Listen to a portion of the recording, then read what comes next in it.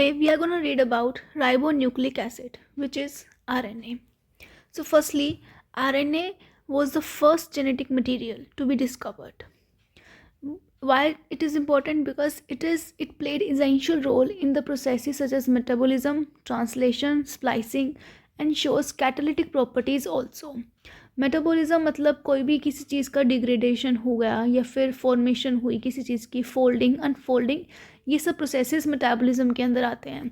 Translation means protein making जो process होता है. इन स्प्लाइसिंग आप आगे पढ़ोगे जो कि mRNA की जाती है फॉर इट्स मल्टीपल फंक्शन. सो ऐसे जितने भी प्रोसेसेस हैं इन सब में RNA का बहुत ही इंपॉर्टेंट रोल होता है. Also it shows catalytic properties, मतलब it also shows enzymatic properties which can enhance the reaction.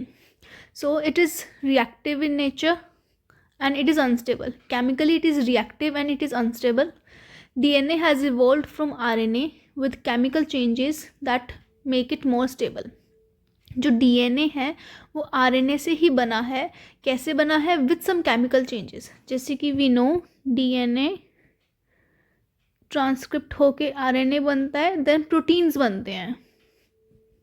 This is transcription. This is reverse transcription. This RNA to DNA is reverse. DNA to RNA is transcription.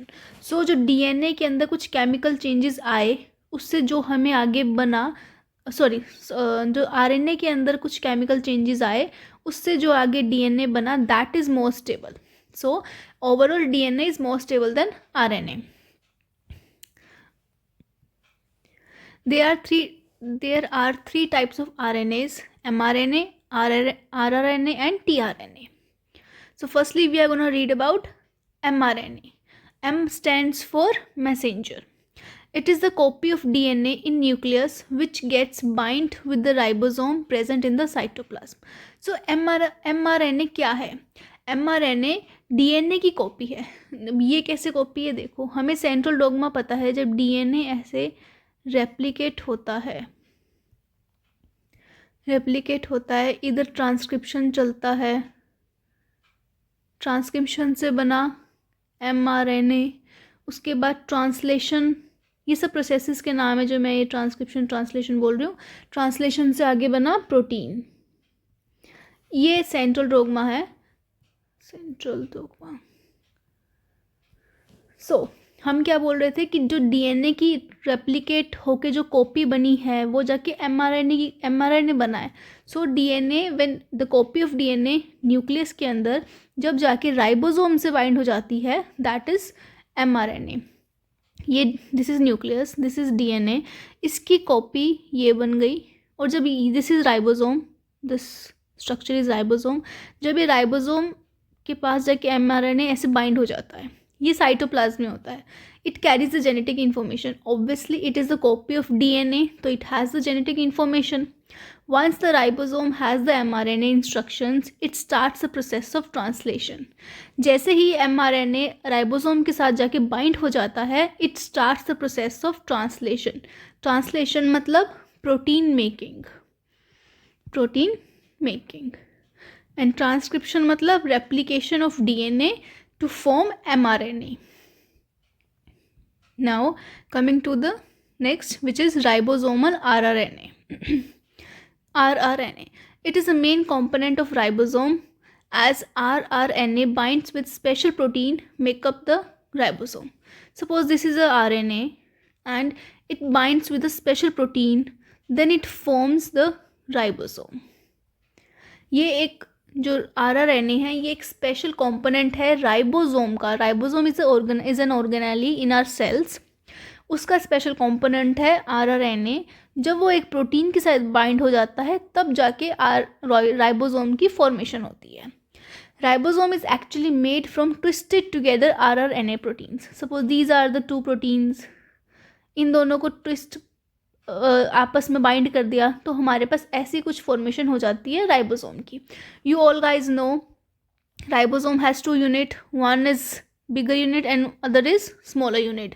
It has its measuring units also which is Svedberg, जैसे हम बोलते हैं ना 28S है या 70S है.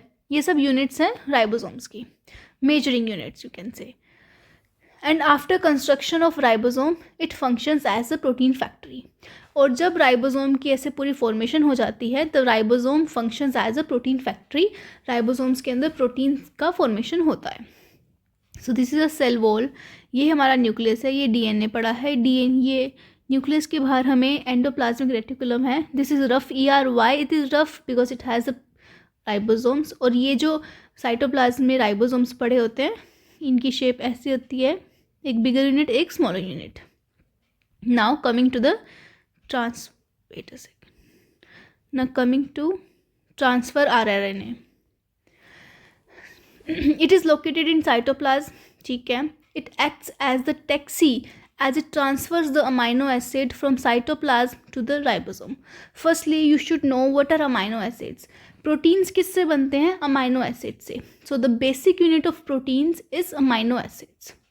So जो tRNA है वो एक टैक्सी की तरह काम करता है. कैसे? वो अमाइनो एसिड्स को लेके जाता है साइटोप्लाज्म से राइबोसोम के पास, सो दैट राइबोसोम प्रोटीन्स बना सके. बिकॉज अल्टीमेट जो प्रोटीन फैक्ट्री है वो तो राइबोसोम ही है. तो जितना भी सामान हमें चाहिए उस प्रोटीन को बनाने के लिए, वो सारा उस फैक्ट्री के पास कौन पहुंचाता है? वो पहुंचाता है tRNA. One by one, amino acids are picked up and delivered to the ribosomes by tRNA. एक एक करके जो हमारे साइटोप्लाज्म में जितने भी अमाइनो एसिड्स पड़े हैं या फिर जो वांटेड अमाइनो एसिड्स हैं, उनको एक एक करके जो tRNA है पिकअप करता है, डिलीवर करता है. कहाँ? किसको? राइबोसोम को. Once the amino acids are linked with ribosomes, protein making process translation starts and polypeptide chain starts building up. Polypeptide chain मतलब प्रोटीन की चेन, और translation is the process of making proteins.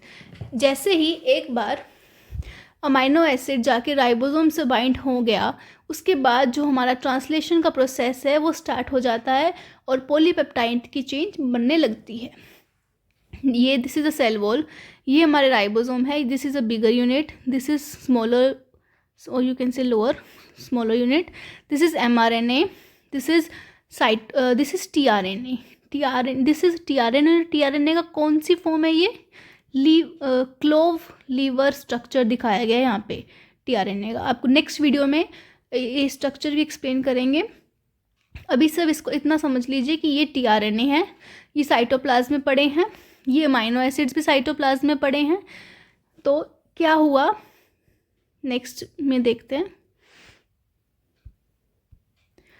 ये एक tRNA इस amino acid को पकड़ा, फिर इसने ये बना लिया.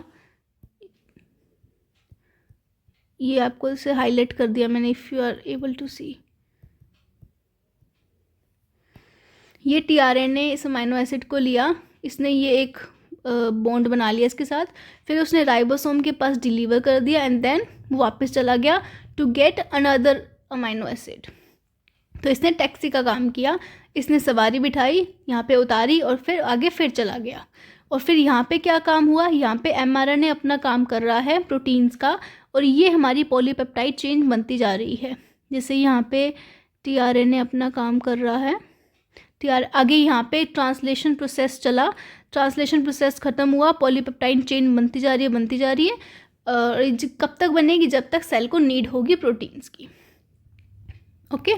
सो इस वीडियो में हमने अभी तक सिर्फ इंट्रोडक्शन पढ़ा है कि tRNA क्या होता है, mRNA क्या होता है और rRNA क्या होता है. नेक्स्ट वीडियो में we are going to read about the detailed structure of tRNA which is clover leaf structure. So if you have any doubt, please write in the comment section. Thank you.